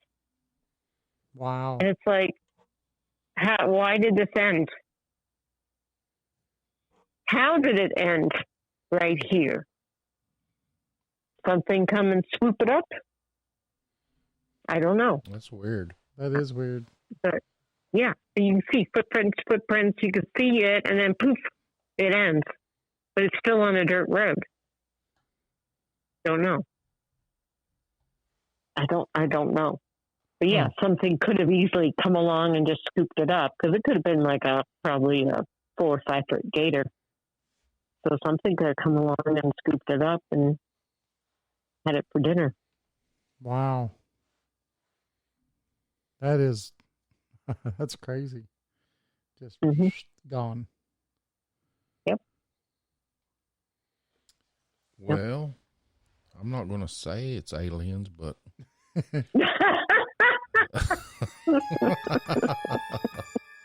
it's aliens. It's aliens. You never know. There have been UFO sightings out in the woods whenever there's been some Bigfoot sightings. Yes. I've heard of 2 UFO sightings from a Bigfoot researcher out there by himself camping. All of a sudden his whole tent just lights up with this incredible bright light. He's in the middle of nowhere. And then it shuts off and goes away. He said that happened twice to him. 2 different times, 2 different places. I know somebody else who saw what looked like a UFO flying across above the trees on the Green Swamp a few years ago. Said it looked like a blue bar of light just skimming right across the top Wow. of these trees. I've heard that they're blue when they see the big with the Bigfoot. Is it related? Could be. I don't know. I have not seen it. Some people believe that. Some people believe they're alien and not a flesh and blood creature, and I don't know. There's just so many different things that go on out there, things that we can't comprehend. It just doesn't make sense to us, but it's happening. Yeah. Can't explain it. Well, I mean, and like we've talked about, that they're leaving evidence. So, I mean, they are physically here when they're here, whatever it may be. Correct. Even if they're coming from a alternate dimension or whatever. I mean, whatever the explanation may be besides flesh and blood, when they're here, they are here. They're actually physical when they're here. Yes. Yes. So, But they can vanish, cloak themselves. People see them 1 minute and they're gone the next minute. It's like, how does a giant, a large creature like that just disappear? Looks like it disappears.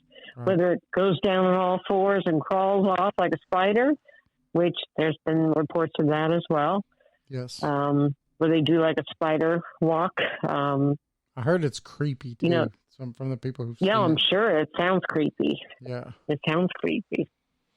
I'll tell I you. haven't seen it yet. I'll tell you what's funny is that my house is way up in the woods. So is Jason's is too, but just here, I'll come out off the top deck and look over the yard, and there'll be 5, 6, 7 deer out here eating, and I'll spook them, and they'll run into the wood line, which is just, what would you say, Jason? 20 yards, maybe max, from the middle of my yard to the wood line here. Maybe 20 yards, maybe 10, and it's over 300 acres of woods behind my house. Wow, that's nice. And but as soon as those deer hit those woods, they vanish. Yeah, can't see them. You cannot see them. The only thing that you can see is if you watch long enough, you'll see them because they'll flick the tail. And you can see the white at the bottom of the tail. They'll flick that tail a few times, and then you'll be able to finally see them. But if they move, you lose them again. And I'm wondering if that's the same, just the same type of camouflage that, that the Bigfoot have, where they could just move just even 10 feet. And because they're so well camouflaged with everything around them that they just seem to disappear like magic. Just poof, they're gone. Exactly. I remember I saw a deer one time when I was doing some research of my own, and I saw this deer. He was out in the open, a male, and he had a few females with him. And so I was watching him. He was watching me. He's snorting. He's stomping. He made this sound that sounded like a Mack truck. It just scared the crap out of me because I was like, what the hell was that? But anyway, so he's watching me. I'm filming him, and he moves over maybe 4 feet, and he just perfectly places himself behind a scrawny little bush, and he kind of bent down a little bit and folded his tail down. He was perfectly gone.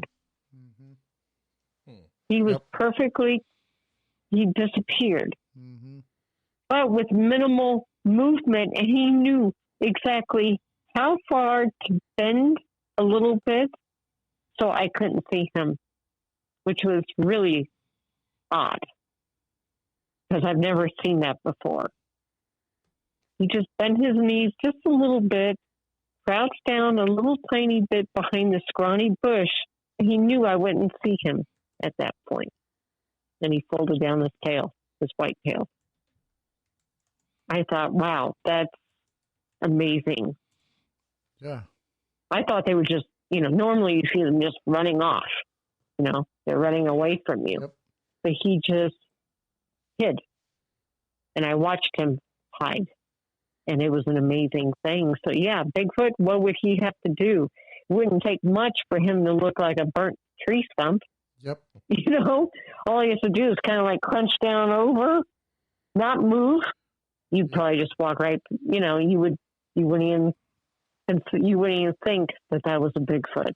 You would just assume it's a burnt tree stump or something. Well, mentioning what you just said with this tree stump and everything, we've had Matt Sieber on, and he has had a witness that told him about a sighting. He was going fishing, and he went to his normal fishing spot, a place that he's been 100 times. And he goes in and goes to set up to start fishing, and he looks over and he notices, maybe 20 or so yards from the tree line, there's a stump there. And he's like, I never remember that stump being there. And so he looks down and starts, I guess getting ready to go fishing, putting a hook on or doing whatever. And he looks back over.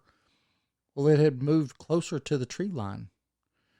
And every so often he looks over and this stump is getting closer to the tree line to where he finally looks back over again and it's gone. Wow. And so, you know, I think it's possible for them to do stuff like that. You know, I mean, to just blend in so well.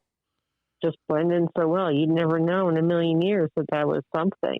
Yeah. You know, because when you're out there, obviously, in the daytime, everything creates a shadow. Trees create shadows. You know, there's burnt tree stumps everywhere, especially if they're doing controlled burns, which they do down here. I don't know if they do them up there.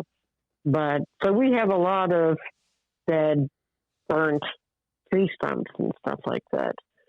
So, yeah, they could very easily just be another one. All they have to do is put their head down and maybe crouch down a little bit, and poof, you got something that looks like a burnt tree stump. Yeah. Yeah. It makes sense to me. Yeah. With little effort. Yeah. Little to no effort. Absolutely. Yeah, it makes a lot of sense to me because, like we was just saying about the deer, you know, they just barely run into the woods and all of a sudden they're gone. Your eyes just don't see them anymore. No, you don't see them anymore. And this one only will move 4 feet. Yep. I wonder how many times that you've walked right by a Bigfoot. Didn't even know it. Exactly.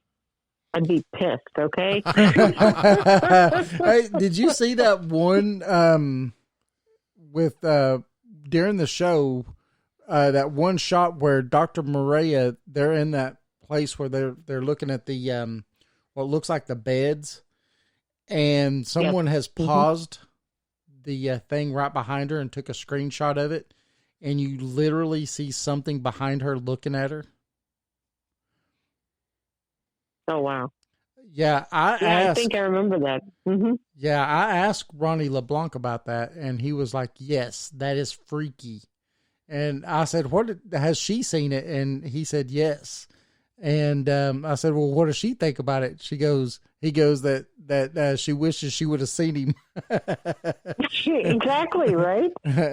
Exactly. You know, that's why I love having her. I love the guys, everybody on that show, you know? Yes. And she's just wonderful. She's very smart. I like the fact that she's very skeptical because I am also. I'm a skeptical person. A lot of people probably don't think about that about me, but I am. You know, I'm the first one to be like, yeah, I don't know. That looks like a tree stump, or oh, that looks like something else. I'm not sure about this. Yep. But if it's really super obvious, unusual, then that's like, yeah, okay. Now we're talking. Yes. I asked her about at the Florida conference, because the Florida conference, the Great Florida Bigfoot Conference, where I was a speaker with her, that was her first time speaking at a conference ever. Oh, wow. So it was funny because she didn't know what to do, you know, so I had to help her. You know, she had photographs and stuff like that. And she's like, well, how much should I sell the photos for? And I said, oh, $20, $25. She's like, really? People will pay that much? Yes. I'm like, yes. So it's just funny. You know, she didn't have any idea, and I helped her with that. But I asked her about, I think it was season 2. Remember when she had the thermal camera? She was seeing something behind a tree, and there were like orbs above its head. Yes. You remember the balls of light that were like moving up and down? And then it disappeared, and then all you saw was the light. Yeah, it's like, what is that? That totally blew her mind. She's like, I have absolutely no idea what that was. Well, and what's fascinating about that is that there's a lot of Native American legends about that very thing, about the balls of light, about the Bigfoot or the Sasquatch, and all of that. So, you know, what's funny is that you get to see how these Native legends, you know, turn around and are true. Absolutely. You know, and then we today, with our technology and everything we think we know, we're like, well, how is this? You know? Mm-hmm. Yep. It's amazing stuff. I love every moment of it. I can't wait for the next show. They're going to be in Alaska. Yes. Crazy. Yes, and they won't talk about it. Yeah, well, I'm sure they've got non-disclosures and all kinds of stuff like that. Except what I do know is she got hurt during the filming. They all got hurt Really? because of the terrain was just too much. It was just too crazy. Like, I guess the ground is kind of, in some areas, it's spongy with some kind of moss or something, and you would step on that thinking it's solid, but there's really a hole underneath it. So, like, I think it was her ankle. She really messed up her ankle. I think all of them got injured in some way. Wow. In that episode. And that's season 3 coming up in Alaska. Yeah. So that's all I know, but I'm excited to see it for sure. I'll be one of the ones sitting there binge watching it as long as I can. Absolutely. Good stuff. Yeah. Good stuff. That's awesome. Well, guess what? We're about out of time. Okay. Is it that time? It is. It is. We actually had you longer than 2 hours. Oh, really? Yeah. That's awesome. Yeah, 2 That's hours. awesome. So Mm-hmm. Good times. yes, thank you. We want to thank you for coming on. Yeah. It's been Oh, amazing. thank you, Jason and David, for having me. It's been a pleasure. It's nice to talk to you guys again. Hey, Yes. before you go, if you want to give out, your Absolutely. Facebook and website. Sure, all your sure, all your absolutely. information where they could reach you. And Yeah. everything. Okay, so first of all, I have the Mid-Florida Bigfoot Research Group. You can find the group on Facebook. You can join. You just have to answer some questions and just say that you heard me on the podcast. So you can join the group if you're interested. I also have a YouTube channel by the same name, Mid-Florida Bigfoot Research Group. And there are where I have some little videos that I've done while researching. They're like 1 or 2 minute videos, very short, but of cool, unusual things that we found out there, like the 3 bones. The video of the carcass with the 3 bones is there. I also have a website for my team. It's called midfloridabigfoot.com. You can go there. You can read about us. You can read our bios. You can go to the research gallery and see a bunch of our really cool pictures that we have out there and stuff like that. So that's probably about it. If you want to send me an email, you can send it to midfloridabigfoot@yahoo.com. If you need to send me an email, and that's also on the website as well. So Facebook, YouTube, and then I have the team website. Awesome. All right. And hopefully, Or you can send me a friend request. You can send me a friend request on Facebook, Marie Dumont. So, right. Hopefully we'll get to see you. Maybe we can come down to the Florida Bigfoot conference and rub elbows with them guys. Yeah, that'd be awesome. I could even take you out to my little research area in Ocala that I like to go to. That would be awesome. Mm-hmm. Mm-hmm. That would be great. Yep. All right. And I could tell you some stories out there too. So that's a possibility if you guys come down. Well, we really appreciate you coming on the show. Oh, thank you for having me. I totally enjoyed myself. It's been great. Now, this will be, they can listen to it. If you have anybody that missed it or wants to listen, they can listen to it on Spreaker or on Podbean, or they can go to our website and it'll be up there as a podcast. Yep. And that'll be within 10, 15 minutes after the show. Yeah. Okay. Is it on YouTube as well? Yes. It will be on YouTube. Will be on Yes. YouTube. Okay. Perfect. Sure will. Great. All right. Well, thank you for having me. All right. Thank you, Marie. And we'll have to have you back on again sometime. Absolutely. Let's do it. Yes, ma'am. Thank you. You have a good All right. night. You too. Thank you. Bye. Good night.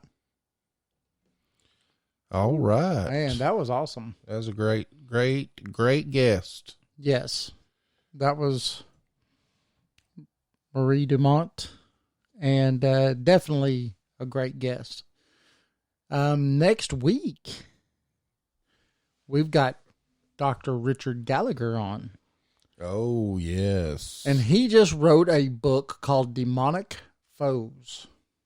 So he is a board-certified psychiatrist. He is a professor of psychiatry at the New York Medical and psychoanalyst on the at the faculty of Columbia University. Now, he graduated from Princeton University and trained as a resident in psychiatry at Yale. And the world's foremost scientific expert in the subject of diabolical attacks. So he has been an active member of the International Association of Exorcists since the 90s. So he lives in Winchester, New York. And so this was a guy that didn't really believe in or in demonic stuff, really, or anything like that. Was the Catholic Church come to him and was like, "Hey, we need you to assess this person," and it started this, lifelong thing. Pretty much, I think it's 20-something years that he's been, assessing people's mental faculties and seeing if it's mental or if they're possessed. Yeah. And he's coming on next week. Yeah, next week you don't want to miss the show. And it'll be on Saturday. Yes, it is going to be on Saturday next week. We're going to try to probably start having the shows on Saturday nights. It's because of my schedule that we're having to change them. Because it's easier for me to be home on a Saturday than it is Friday, being a truck driver. So, but yeah, definitely it's going to be a great show, just like tonight. Yeah, remember it's going to be on Saturday, so, and you don't want to miss it because this guy is amazing. Yeah, amazing. And we will have the call-in line open again next week, which will be 978-547-7575. We'll have the call-in line open again next week, and we'll give that out next week too, and we'll post it in all of our chat rooms and stuff, so everybody can see it. Seeker says interesting, and he's wondering if there will be certain words ever said. Test. Wonder what words those are. I don't know. What words, Seeker? What words, and we'll do her. Yeah. We're a line pusher. we step over those lines. I don't know. I mean,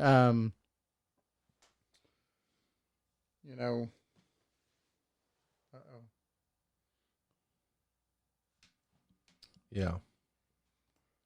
Let's see.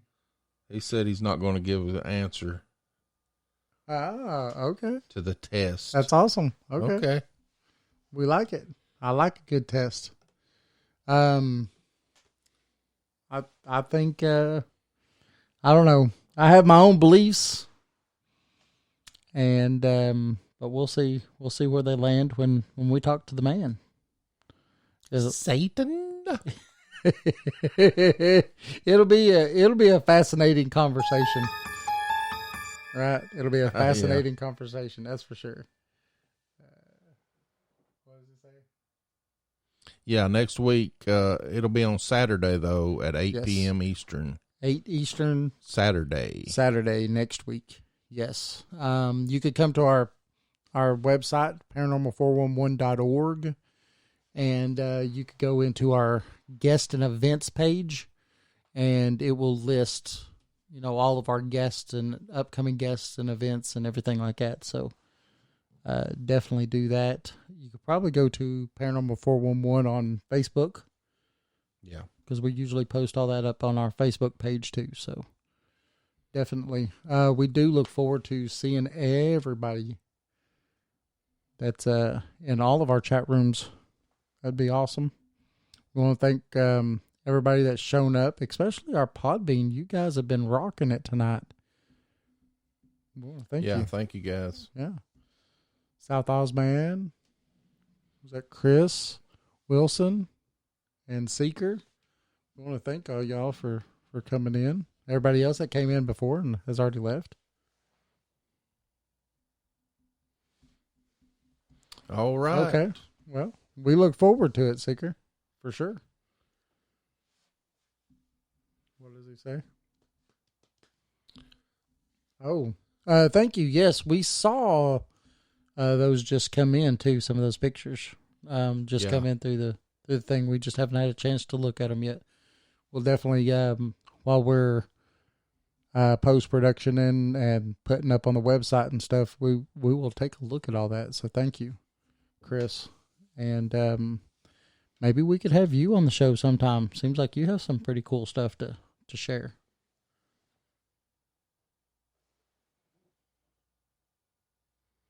All right, we'll do. Awesome. Yes, thank you. And want to thank everybody for showing up. Want to tell everybody that, remember, you can find us at paranormal411.org. Remember, sign up, become a member. It's free. It doesn't cost a dime. And we only spam you. No, I'm just kidding. That's an inside joke. But no, sign up, become a member. It's free. You can come over to our Paranormal 411 live show and chat room. And while we're doing our live shows, and we could throw up a lot of pictures and stuff on here a lot easier than some of these other chat rooms don't do it as well.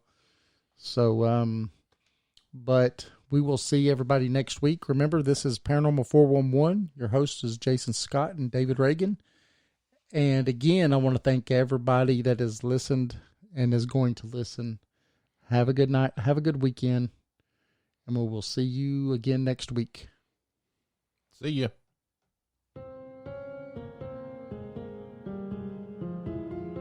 Thanks for listening to the show.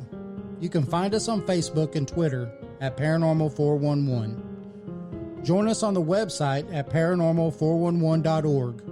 It's free to sign up and become a member. All of our upcoming shows are on the guest and events page. You can also listen to past shows on the website as well. And if you like the show and want to support us, you can do that by becoming a premium member for only $2 a month. Thanks for listening to Paranormal 411. Join us.